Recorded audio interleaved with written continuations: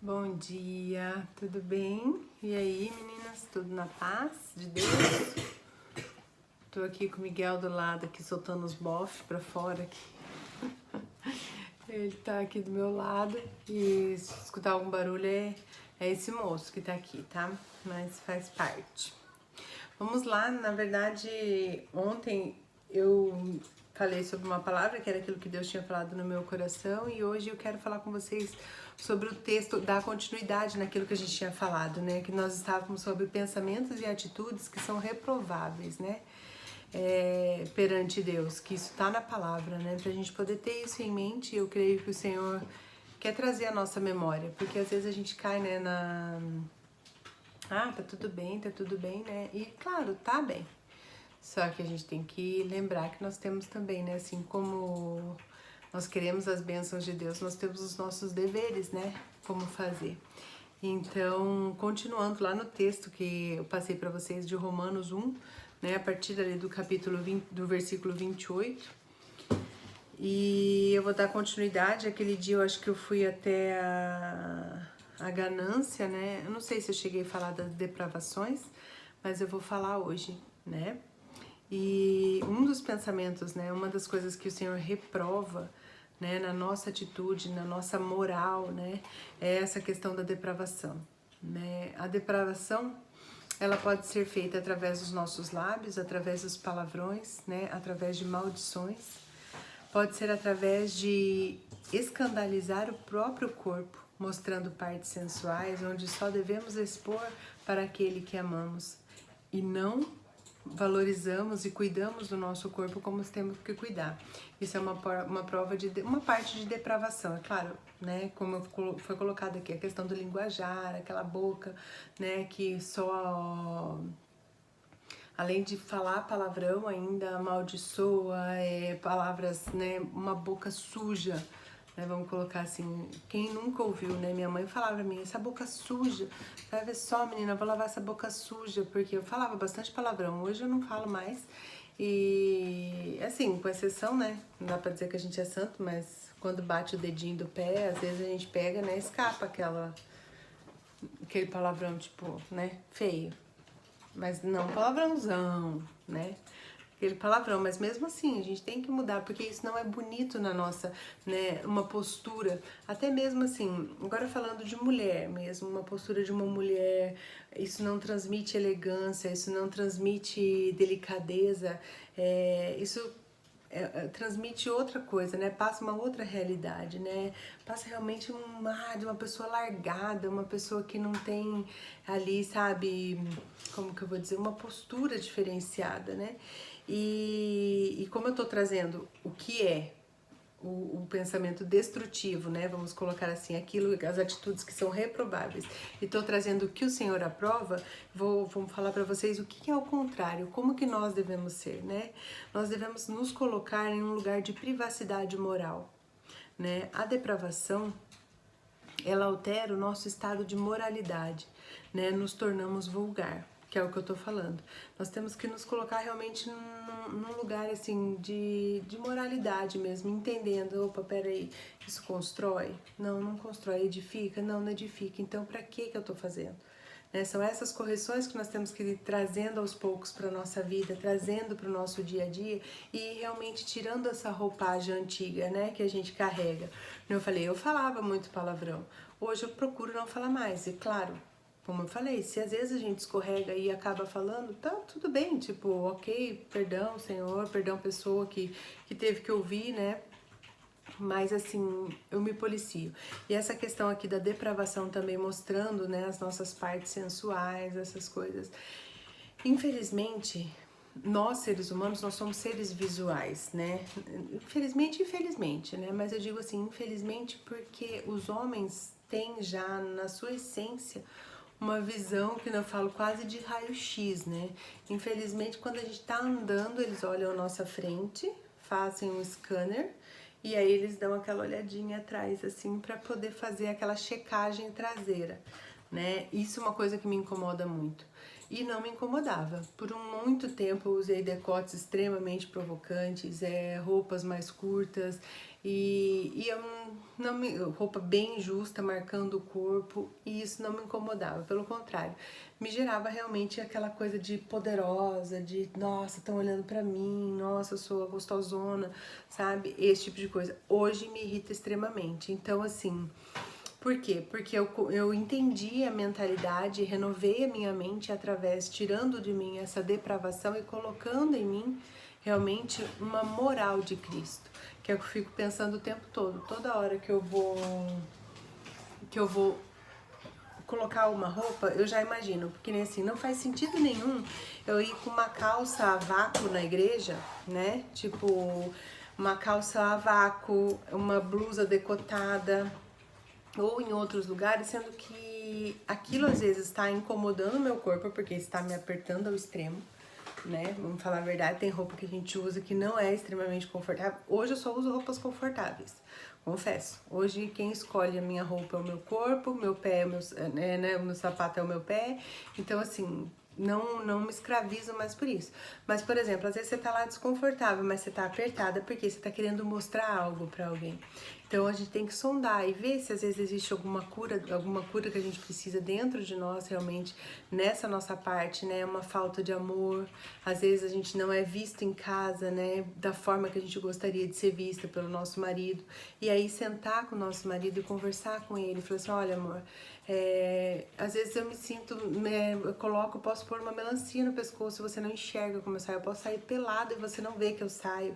Sabe, tipo, eu gostaria que você me olhasse mais, poxa, afinal de contas nós somos casados, eu olho pra você e partir também de você olhar mais pra ele, falar assim, nossa, meu amor, como você tá lindo, nossa, você fica tão bem nessa cor de roupa, nossa, meu amor, não sei o que, não, sabe, tipo, sair por sair, sem parar pra analisar. Então, através disso, gerar já, né, um conserto dentro do relacionamento também, porque isso gera já a proximidade, né? Então, a partir do momento em que a gente entende que eu estou expondo o meu corpo, eu estou mostrando o meu corpo para outras pessoas e não só para a pessoa que eu amo, né? A gente está num lugar de depravação, né? Então, assim, Fábio, então quer dizer que agora eu só tenho que usar roupa larga, vou pôr burca e vou sair na rua de burca, porque então, né, você tá falando, não posso fazer nada, tudo é pecado. Nada disso, não tô falando nada disso. A pessoa que quiser entender isso, paciência, cada um pega aquilo que quer.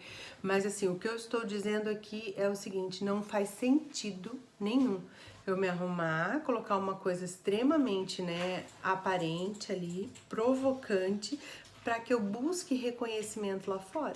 E aí você faz, através da depravação, só um exemplo, né, que eu trago isso muito para mim, porque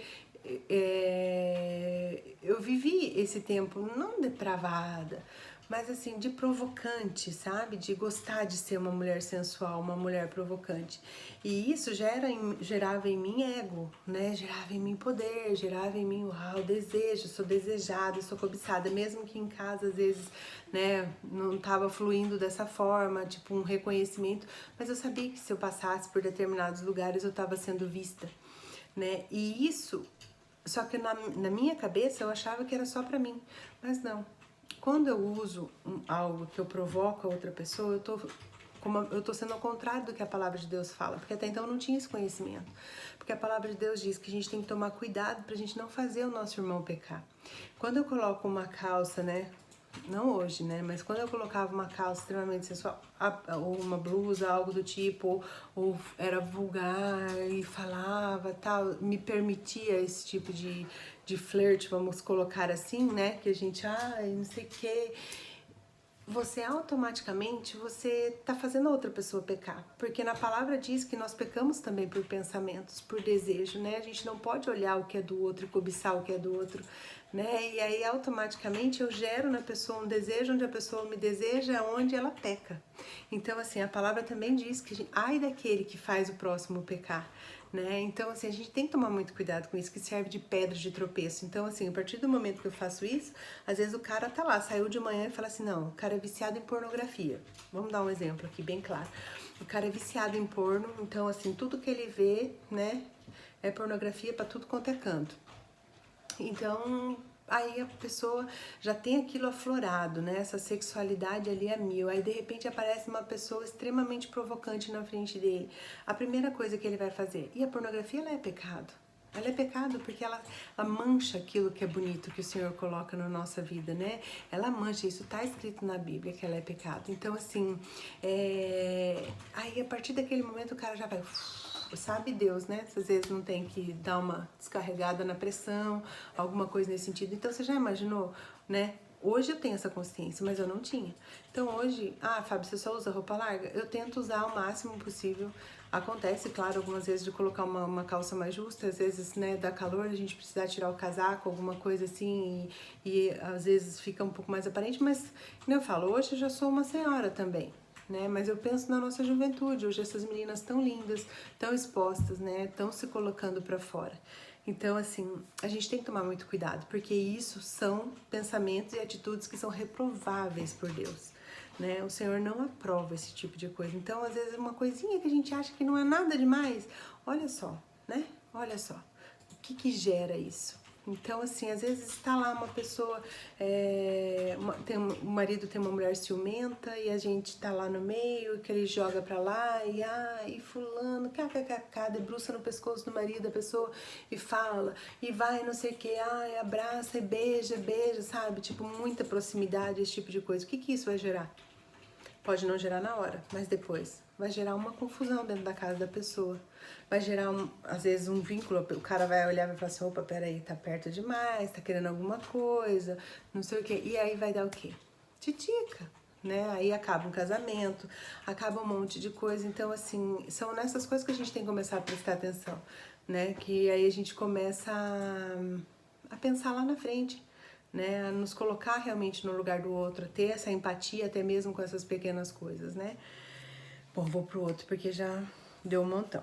Eu acho que nós vamos pra terceira parte, porque tem bastante coisa. E como eu tô detalhando, né, vamos lá. O próximo passo, a próxima pensamento e atitude que o Senhor abomina em nós, né, que Ele reprova extremamente, é a inveja, né. O que é inveja? A inveja é o desejo de possuir algo do outro, não só físico, mas também a inveja ela é o desejo de estar em situações que a outra pessoa está vivendo, ter a moral que a outra pessoa tem, ser do jeito e ter a postura que a outra pessoa tem, né? Nós não conseguimos nos alegrar com o sucesso. Pera aí só um pouquinho, que eu acho que o Miguel passa mal. O que aconteceu, Mi? Nossa, tava espirrando só. Meu Deus, pode espirrar, filho. Eu achei que tava tendo uma crise aqui do meu lado, segurando o espirro pra não tossir. Pode espirrar. Desculpa aí, gente. Tá, então assim, vamos lá. A inveja, então, né, nós não conseguimos nos alegrar com o sucesso, né, e a vitória dos outros, né? Quando nós permanecemos nesse lugar, nós vamos acabar dando espaço para virar uma cobiça. Olha o perigo, né? O que é a inveja vencer? A inveja é aquilo que a gente olha e fala assim, nossa, fulano tá super bem, nossa, mas lá dentro de você, lá no seu pensamento, você tá assim, nossa, eu teria feito totalmente diferente, com certeza eu seria muito melhor. Nossa, se fosse comigo, eu colocaria lá, faria lá, nananana. Aí você pode estar pensando assim, mas e a inveja branca, né? Como diz, porque tem a inveja preta e a inveja branca, como as pessoas falam. Não existe inveja, é inveja, né? Inveja é inveja. Claro que a gente pode olhar para aquilo que a outra pessoa tem e pensar assim, falar assim, nossa, que bonito isso. E na mesma hora que o teu pensamento trai você com esse pensamento aqui da inveja, do tipo, nossa, ficaria muito melhor em mim, nossa, como eu queria ser igual a essa pessoa, nossa, como eu queria ter o carro dessa pessoa, como eu queria ter a casa, como eu queria ter a vida, a família dessa pessoa, né? Quando vem esses pensamentos, a primeira coisa que a gente tem que fazer é falar assim, Senhor, abençoa a vida dessa pessoa, em nome de Jesus, amém. Vou falar isso porque acontece comigo, acontece com todo mundo. Quem não olha às vezes e fala assim, meu Deus, né? Que nervoso, que eu queria ter um lugar desse, tá num lugar desse. Mas assim, uma coisa é você ter um desejo, outra coisa é você ficar naquilo, remoendo aquilo, pensando que você faria muito melhor, que você seria muito melhor, que você merece muito mais do que aquela pessoa. Esse é um tipo de coisa que hoje a gente tem que tomar muito cuidado. Por quê? Hoje a gente escuta muito isso, não, porque você merece mais do que o outro, porque você merece. Eu já vi algumas frases em alguns lugares falando sobre essa questão do merecimento, né? E eu não tô dizendo que nós não merecemos, com certeza a gente merece. Só que a gente tem que ter muito cuidado com isso. Se eu mereço realmente aquilo que o Senhor tem pra mim, aquilo que é pra mim, aquilo que faz sentido dentro da minha vida, ou se eu estou querendo merecer o que é do outro. Entendeu? Me comparando, me analisando com outra pessoa. E isso a gente tem que tomar muito cuidado, porque é muito sutil, né? Muito sutilzinho, é uma linhazinha muito ali, ó, né? De um pro outro. Então a gente tem que tomar muito cuidado com isso, porque assim, o desejo, eu tenho desejo, por exemplo, vou contar pra vocês um desejo que eu tenho agora, porque nós estamos perto aqui, né, no litoral. Eu vejo muito barco, jet ski, nossas lanchas. Eu estou com um desejo enorme no meu coração de ter, a gente brinca aqui, quem que vai ser o amigo do barco, né? Que vai comprar um barco pra gente ter um amigo rico que tem barco. E, assim, um desejo enorme a gente tem no nosso coração, só que a gente entende que esse não é o momento que nós estamos construindo, enfim, mas a gente crê, a gente ora por isso. A gente tem esse sonho no nosso coração, mas é um desejo. Só que eu não fico olhando e isso não gera em mim algo que me frustra pelo fato de eu não ter. Não gera em mim algo que, porque eu quero que o cara bata na pedra, porque ele tá andando com aquele jet ski maravilhoso, que tem até música, e eu tô lá sentada no sol, né? E eu queria estar andando no jet ski dele. Então, assim, são pensamentos, a gente tem que tomar cuidado, né? E ao contrário do que a inveja faz na nossa vida, que são as atitudes que nós temos que ter, é nos alegrar com a conquista dos outros, celebrar, perceber que esse pensamento, né, que o pensamento da comparação, ele tá ali, mas ele não precisa ficar ali. Nessa mesma hora que eu falei, da gente orar e falar assim, Senhor, abençoa a vida dessa pessoa, que ela seja feliz e o que eu tenho pra mim, que eu possa multiplicar, florescer e sabe, desvia o foco daquilo. Pra você não entrar no lugar, na zona de comparação, entendeu? Por quê? Porque isso é perigoso. Né? Isso é perigoso, que aí da inveja já vira uma cobiça e da cobiça é pecado, né? Então a gente tem que tomar cuidado com isso. Outra coisa que nós vamos ler aqui é pensamentos e atitudes reprováveis é o homicídio, né? A gente fala assim, então esse eu tô livre, né? Porque eu não matei ninguém, né? Não fiz nada, tá tudo bem. Eu já pedi perdão pra Deus nos homicídios que eu fiz quando eu era mais nova, porque eu matava os ratinhos. O Miguel tá dando risada. Porque eu matava os ratinhos, que eu morava no sítio, a gente matava os ratinhos afogados. Minha irmã ia lá, cuidava dos bichos, e ia lá e matava os bichos. Então, assim, enfim, né? Cada um tem sua história, seu lado negro na história. Mas hoje, tadinho, eu amo todos os bichinhos. Mas naquela época eu era bem má. Mas faz parte, né, gente? Brincadeira de criança no sítio ainda, só Jesus. E aí, então, falando sobre o homicídio, a gente pensa que só existe o homicídio físico, mas não. Existe também o homicídio dos sonhos e dos projetos, dos ministérios e dos propósitos, né? Então, a gente tem que tomar muito cuidado para a gente não matar os sonhos que o Senhor tem para nós, né? Às vezes a gente pensa assim, nossa, porque a gente só anula, né? Vou anular, acabar com a vida de uma pessoa. Não, às vezes a gente anula e acaba com os sonhos e os projetos que o Senhor tem para as nossas vidas. Isso é uma forma de homicídio. Matar um sonho, matar um desejo, matar, sabe, algo que o Senhor colocou no nosso coração, que às vezes você já tem aquilo desde sempre, aquilo é lícito, aquilo é bom, e o Senhor está frutificando em cima daquilo. Às vezes você sente aquilo queimando em você, chamando você para poder fazer, né? Então, assim, isso é maravilhoso, né? Às vezes a gente tem que olhar para isso realmente e entender que Deus nos chama para algo e a gente vai lá, às vezes, e pá, mata ele, né? Então, assim, ao contrário de homicídio, é vida, é frutificar nos sonhos, é viver o propósito, é buscar o contentamento, né? Que gera prazer e que gera vida. Né? O contentamento, ele gera prazer e gera vida. Nem sempre a gente vai estar contente com todas as coisas, mas nós temos que buscar isso, né? A gente tem que buscar esse contentamento. E isso vai fazer com que a gente não cometa um homicídio, né?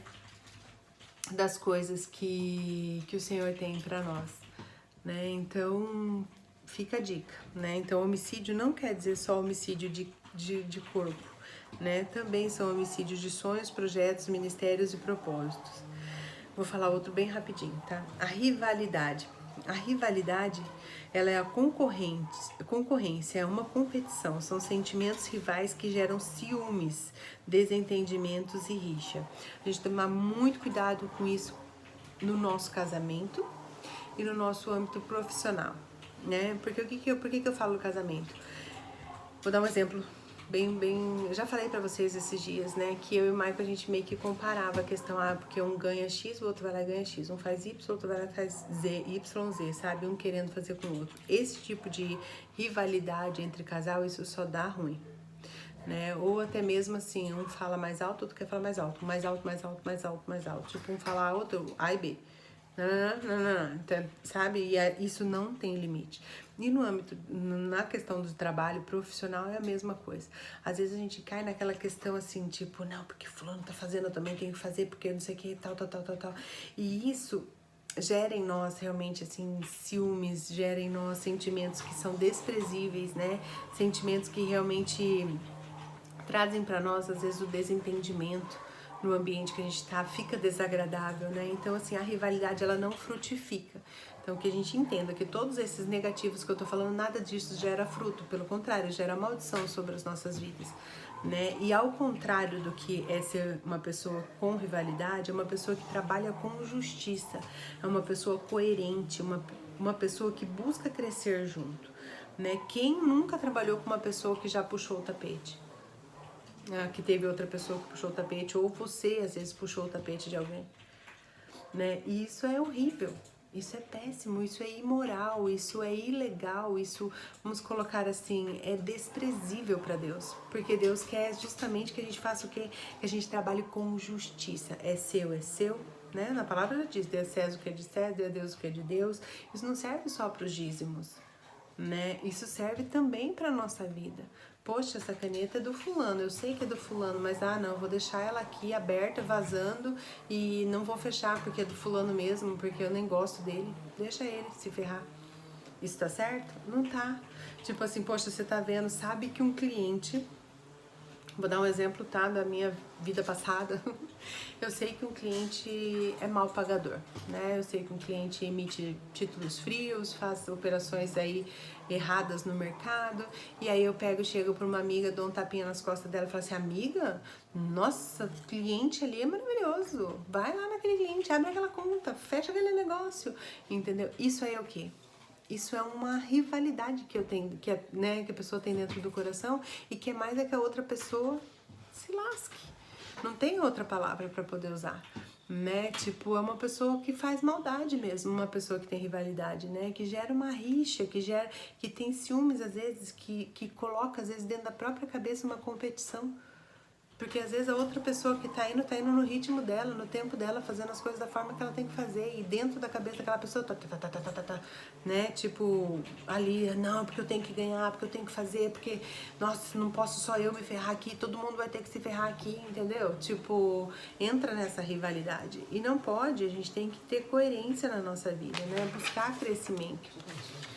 E eu vou parar por aqui, depois tem mais, vamos para a terceira parte então, amanhã eu faço a terceira, porque tem o engano, a malícia e só o engano e a malícia, mas é bastante coisa e esses daqui tem bastante observação ali, eu nem li, deve ser bastante coisa para falar. Mas assim, gente, de verdade, leia depois esse capítulo, né, Romanos 1, ali a partir do capítulo 18, que fala a ira de Deus contra a humanidade, ele já vem nos falando desde lá, né, sobre essa questão. Porque assim, hoje a gente prega e é pregado e de fato Deus é amor. Em nenhum momento Deus é o contrário de amor.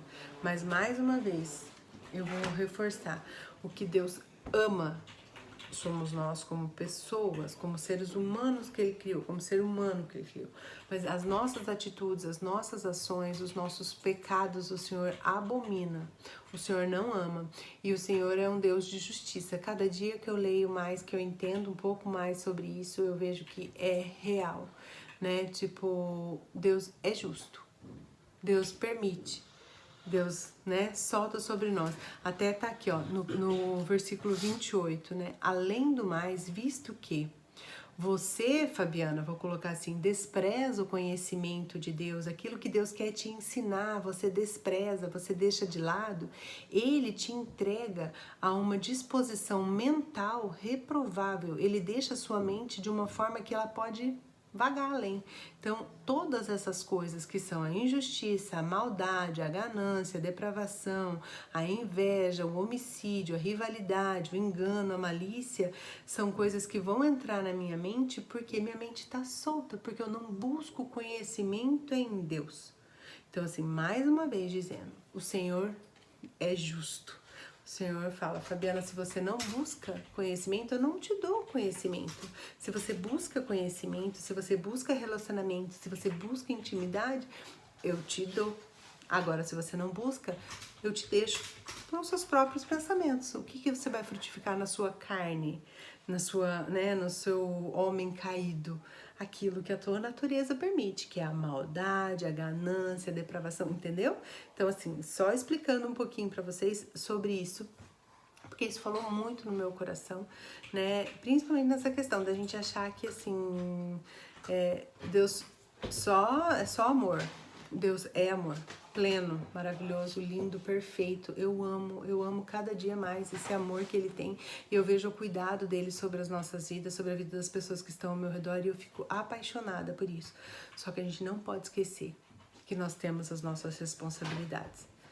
E é isso. Paizinho querido, obrigada, Jesus, por esse dia. Obrigada, Deus, pela Tua palavra, Pai, que vem mesmo, ó Deus, cortando, ó Pai, separando, Senhor, tudo aquilo que é bom daquilo que é ruim, ó Deus, que ainda está na nossa natureza, que ainda está na nossa carne, ó Deus, que ainda está no nosso pensamento. Obrigada, Jesus, porque a cada dia nós temos a possibilidade, ó Deus, de renovar a nossa mente, de renovar, Senhor, as nossas forças e de buscar, Senhor, uma caminhada de fé, Senhor, diante de Ti.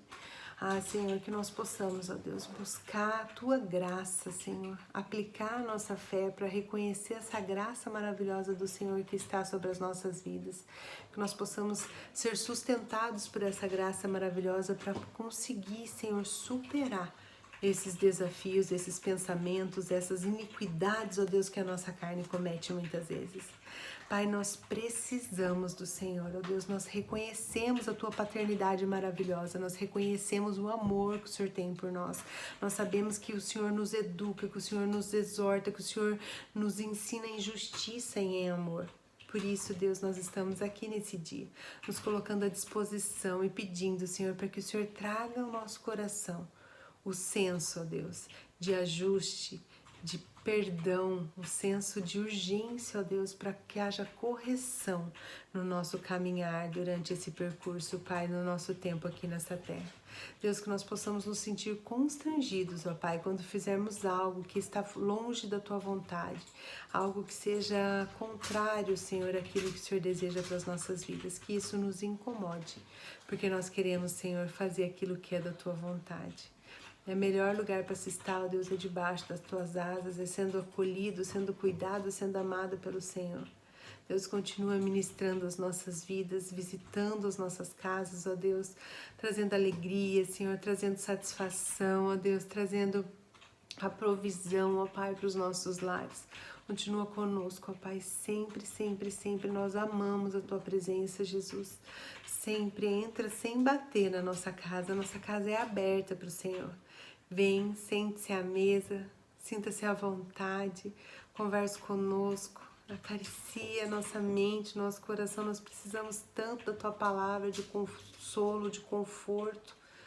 Abraça aquelas pessoas, ó Pai, que precisam ser abraçadas agora. Acolhe, Senhor, a dor, o sofrimento, ó Deus, em nome de Jesus. Deus, eu quero orar também, ó Deus, por cura, Senhor, em nome de Jesus, Pai. Eu declaro a cura nesse momento sobre a vida de qualquer pessoa que esteja enferma, ó Pai, que esteja se colocando em um lugar, ó Pai, esteja se colocando na Tua presença e clamando, ó Deus, para que o Senhor cure, ó Pai, tanto o físico, ó Deus, quanto o emocional de qualquer pessoa, Senhor, que se coloque à disposição, porque nós sabemos, ó Deus, que o Senhor cura, que o Senhor nos liberta, ó Pai, que é o Senhor, ó Deus, quem tem o poder para todas as coisas, em nome de de Jesus, que tem poder no teu nome, Jesus. E nós clamamos por isso. Derrama cura, Senhor, cuidado e favor sobre nós. Abençoa as nossas famílias, os nossos trabalhos, tudo aquilo que fizermos, ó Deus, que seja para a honra e glória do teu nome. Nós te amamos, Senhor, em nome de Jesus. Amém. Amém, gente. Um beijo. Deus abençoe. Meu Deus, ficou 30 minutos de vídeo. Tchau.